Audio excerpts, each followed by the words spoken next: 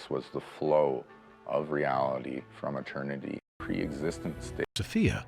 Usual suspects. Why would this understanding of the universe and an aeon named Sophia be hidden beneath the sand for so long?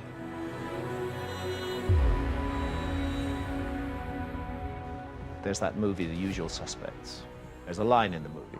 The greatest trick the devil ever pulled was convincing the world he didn't exist. Gnostics took it one step further. The greatest trick the devil ever played was to convince the world that he is God. In other words, from the Gnostic point of view, what have been worshipping for thousands of years isn't God at all. It's a demonic force.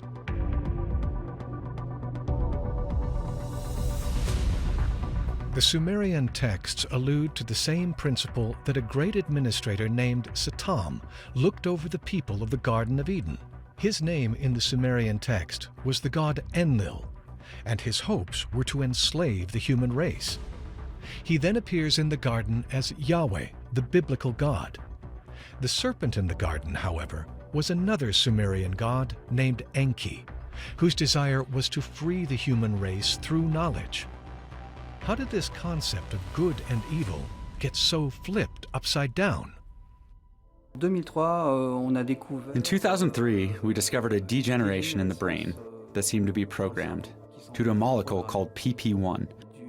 We don't know why, we cannot explain why, but at a certain point, humans have this incredible ability to forget. This molecule affects the brain, and it is a degeneration of memory. I think that there is a programmed blockage, which was performed on the human brain. What is interesting about great myths, whether it is for Native Americans or for Africans, very much as well, is that they have the ability to constantly recite those myths, their history, so as not to forget. Some people, the Hebrews as well probably, have managed to have this ability to pass on information across generations. Could there really be a molecule that blocks our true remembering of who we are? Was this a programmed manipulation of our genetic code? This might explain our constant search for where we as humans originated from and who or what might be God.